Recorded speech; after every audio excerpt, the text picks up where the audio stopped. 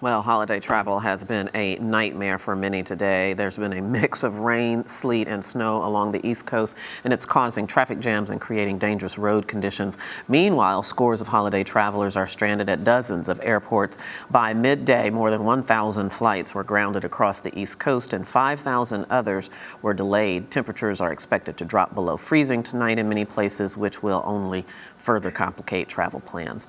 Well, Lee Abbamonte knows more than a few things about traveling. He is the youngest American to visit every country in the world, as well as a travel writer and consultant, and he's right here in our New York studios. You were able to make it in. I was, yeah. But you said it's a little messy out there. Yeah, it's pretty bad out, and I'm sure it's just going to get worse as the temperature goes down tonight. Yeah, well, you know, in many cases, the damage is already done. As we just reported, about 1,000 or so flights already canceled. Many more are going to be delayed probably as the evening goes on. So what are some tips that you can give people right now to kind of help them navigate their travel plans? Well, first, next year, don't fly the day before Thanksgiving, number one.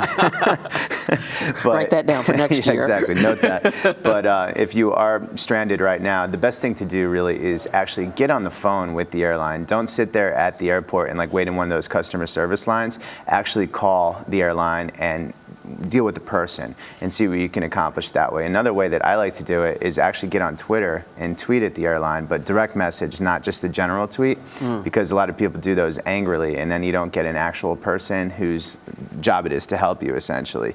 And furthermore, you should subscribe to apps that actually give you flight alerts, such as TripIt and TripIt Pro. They'll actually send an email directly to your email or your phone and let you know what's going on with your flight and potentially, you know, how to remedy it. And it's always a good idea when you've made your reservation or even afterwards to go in and put your contact information in your record, right?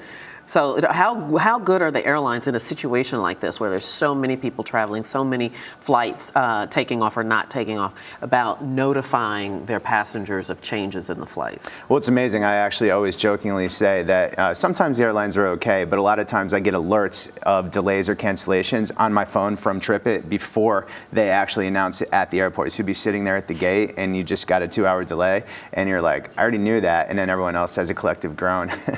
So the airlines are not great at it, to be honest. They're not. No. So just one last quick question, and that is for people who are out there and stuck right now. Do you have any tips for them to, you know, in terms of what they might have rights to from the airline if they're stuck in an airport maybe all night? Really, what you can get from an airline when it comes to weather. Good luck, buddy. It's tough, yeah. I mean, and keep in mind, there's tens of thousands of people who are, you know, equally as angry. So the best move is to really take things into your own hands and get a last-minute hotel deal. Go on an app like Hotel Tonight, find a cheap hotel near the airport, have a friend come get you, and if you're stuck, you know, you're trying to get from New York to LA and you're stuck in DC or something like that, you know, you just kind of got to fend for yourself unless you want to spend the night on the airport floor, which I don't think you do. Call a friend. Hope you got one in that city. All right, Lee Abbamonte, thank you so much. Happy Thanksgiving. You too. Safe Have travels a great day. to you. You too. Thanks.